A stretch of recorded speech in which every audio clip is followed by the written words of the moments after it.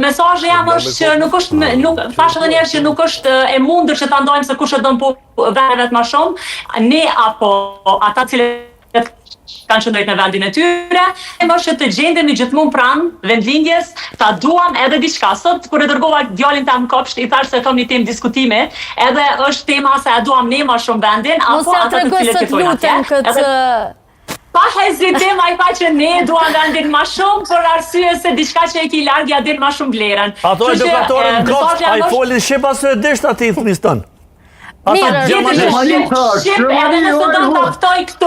Pa tjetër që shqip të Si shduke Gjenita, sidomos mënyrën e artikulimit e ka, ndoshta ma të një falti kur jam shqiptare, edhe vendi im është Kosova. Pa marrë parasysh që unë jam punoj dhe veproj për momentin në një shtet tjetër. Pa tjetër që shqipe të rjetshme, edhe jam shumë e lumtur dhe krenare për to, sepse kjo është një punë dyfisht për neve prindërit në Evropë, sepse duhet ta mësosh gjuhën fëmijët, kulturën, traditat. E kur të vinë të folin gjermanisht.